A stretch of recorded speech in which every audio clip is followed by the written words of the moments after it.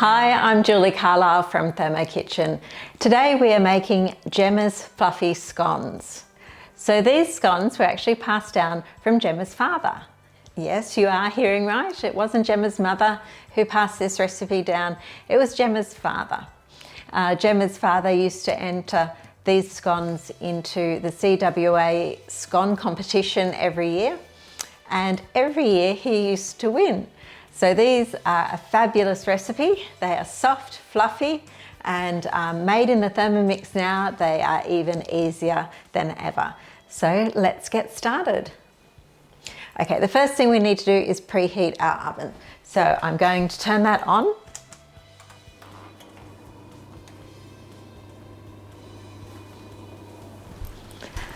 Okay, so scones cook in a hot oven, so that's been turned on to 220 degrees. And the next thing we do is prepare a roasting tray or a baking tray. Now we only need a small one and it has the high sides like that. That's what we want. Okay, and now to get started. Okay, the first thing we're doing is adding our flour. And that is 400 grams of self-raising flour. And our sugar, which is 60 grams of sugar, to the TM bowl. Now we are using manual mode today, so we're going to tap on our home button and we have our 3 dials up, our timer, heat and blade speed. And we are going to pop this lid on and go speed 9 for 9 seconds. So 9 on the timer and 9 on the blade speed.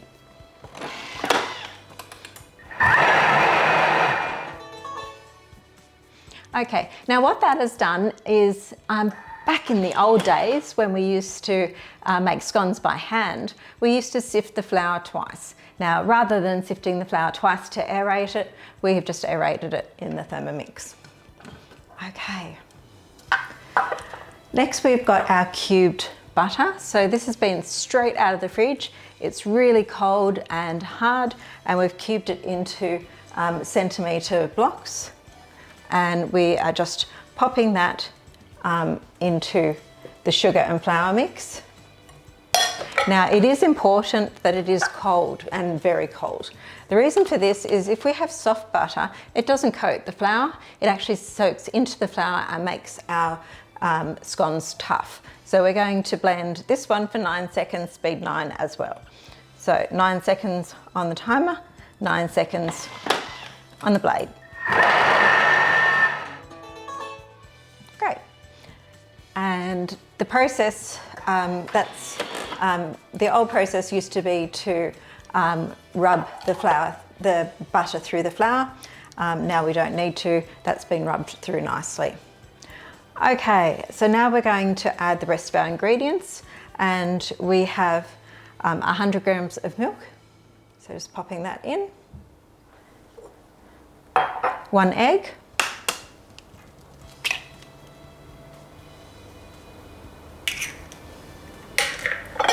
Pinch of salt.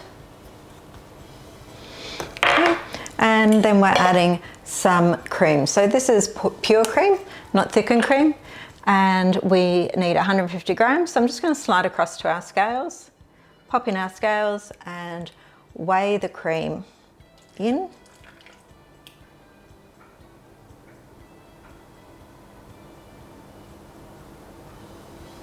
Being careful not to go over, because we don't want to get our ratios incorrect.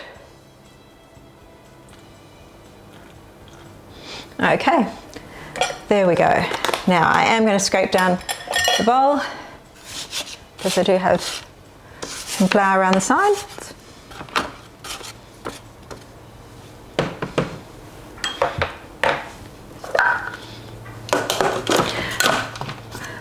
Okay, now we're going to combine for 30 seconds on speed 4. Now we're doing this just very briefly until it just comes together because we don't want to overwork our dough.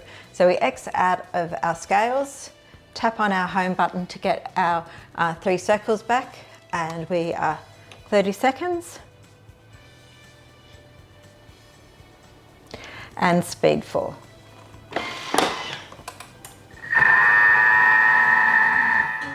Perfect. Okay, let's just take a look. Wonderful. Now that has just come together. Give you a look. That's what it looks like. Okay, I'm just going to pop this here while I flour my bench. Now you might have noticed that looks really wet, and that's the way it's supposed to look.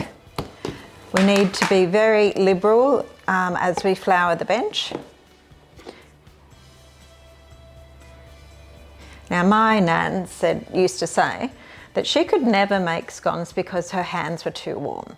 And I'm feeling my hands are quite warm at the moment, so I'm going to do as little touching of these scones as I possibly can.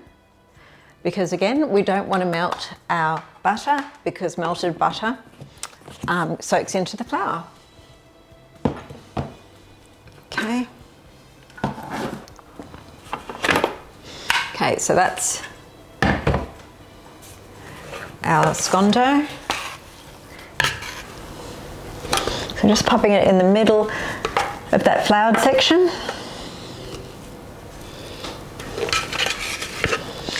Okay, now I've got most of it out, but I am going to put this on just to flick the rest of the dough to the sides and see if I can get the last bit of dough out.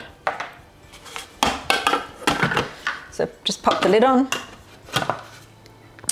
and then just put it on to speed 9 for a couple of seconds. And that's just going to flick the dough to the outside of the Thermomix bowl. So you just have a look there. So now it's all flicked around to the outside.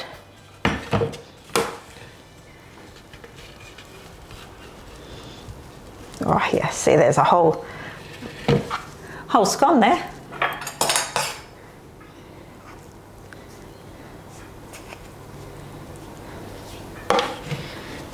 And I think we might be done. That's about all I can get out of that. Now for the fun part.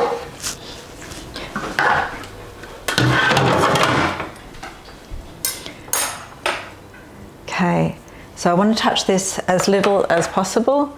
I'm just flouring my hands and I don't want it to stick. And I need to press this into a rectangle. Now, some people like to make round scones and others like square scones just cut out of the rectangle. I actually prefer square scones. I know Gemma likes round scones, and I'm going to give you a secret as to why she likes her scones round, and that's because she likes the leftover pieces in the middle, because she can eat those as leftovers. So if you want leftover bits in the middle to eat as you go, make round scones, then nobody can complain because the cook's privilege. If you don't feel like munching on scone dough, square ones mean there's no leftover scone dough, because when you try and re-roll the scone dough, you will find that it you overwork the dough and it's not ideal. Okay, so that's probably about as much as I want to do. Now even that amount of dough, I think, flour, I think I might have, anyway, that should be all right. Hopefully that hasn't stuck to the bench. I better stop touching it, otherwise my poor Nan will have a heart attack watching me. Okay, so again, we want flour on here, and we are going to go 4 by 3. So I'm just going to mark 4. Looks about right. Maybe not exactly even, but about the best I'm going to do, I think.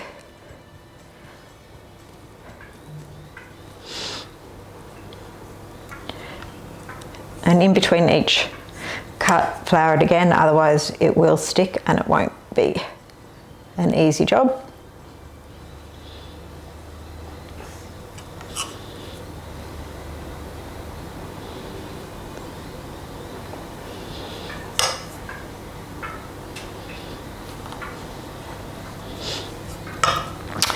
and this way we're going 3.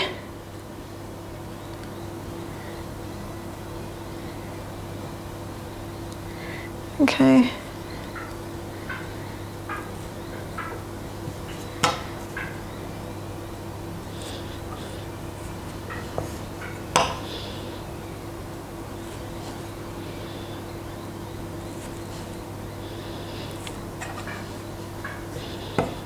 Okay, so hopefully I've gone through all these properly.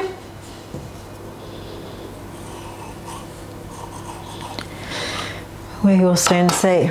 Okay, now we have the roasting tray, and it's just a matter of popping these in. I do like to form them a little bit so the end triangles aren't so much of a triangle but more of a square.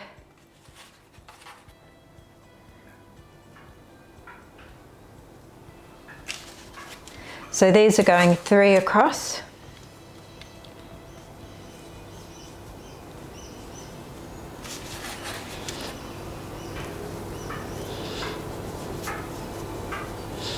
Now we also want to baste the top with milk, and that's really important if you want a nice shiny top to your scone, and it does look a lot better.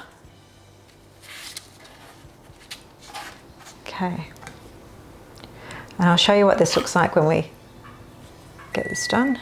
Oops, that's my oven telling me that it has reached temperature, so good timing. Oh, that one's more like a heart than a square, but anyway, that's fine. Okay, now time to baste our little scones. So, basting brush. Okay. So to baste the scones, I might tip that so you can see, I'm just popping some milk on the top. I don't think you can see my milk. So bring the milk down to here.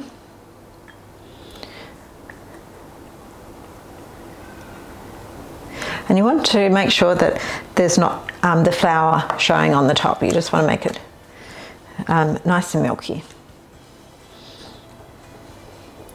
And that will make the tops nice and golden brown when they cook. Because the ideal scone has got a nice golden brown crisp top and a soft fluffy middle. Okay, there we go. Ready to pop these into the oven. Okay, there we go. Our scones are in the oven and we'll be back shortly to see the finished result. Okay, let's go and take a look at our scones.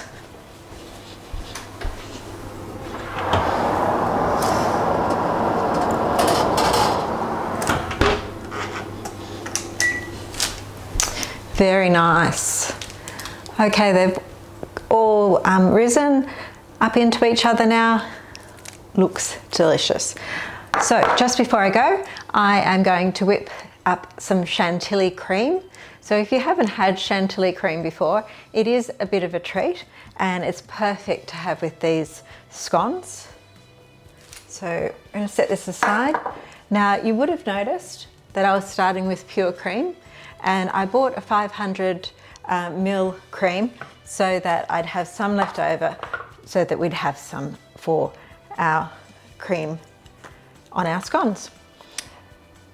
So again, we are back onto our manual mode, popping in the leftover cream.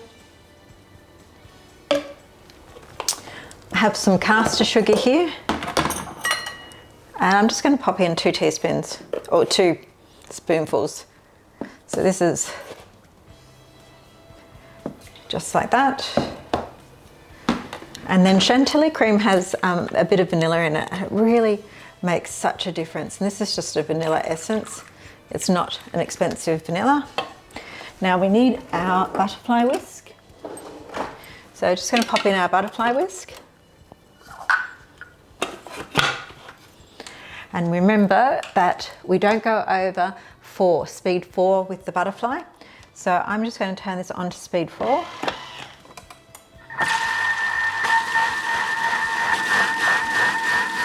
Okay, now we do have to keep an eye on the cream because different creams take a different amount of time to become whipped cream.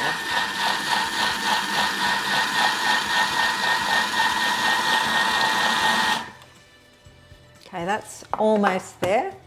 I'll give you a little look. So that's been 18 seconds so far. Now let's take a look. So it's almost there. If I move the butterfly and have a look, it's not holding peaks at all. So I might put that on just for another couple of seconds. Now this is where I start to get really nervous because it's very easy to split the cream now. So I'm just going to put this onto a 3 instead of a 4. And there we go. Hopefully. Oh, just barely, I think. Okay, take out the butterfly. And we will pop this cream into the bowl. Now, also with this, I am having some lemon curd. I made lemon curd this morning. I'll show you that. So cream and lemon curd with my scones today. So that is a nice combination.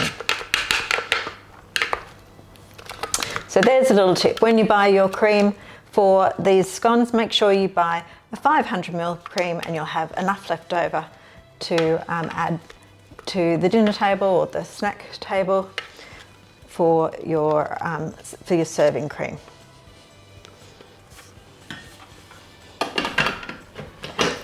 Okay, so that's the cream.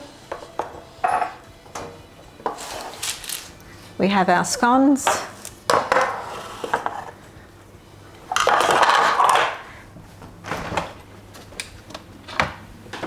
And some lemon curd from earlier this morning. So quite a nice morning tea, I would think. Thank you so much for joining me, and I do hope you try this recipe soon. I hope you enjoyed this video. Please like and subscribe to our YouTube channel, and don't forget to join me on our ThermoKitchen Facebook group. Happy cooking!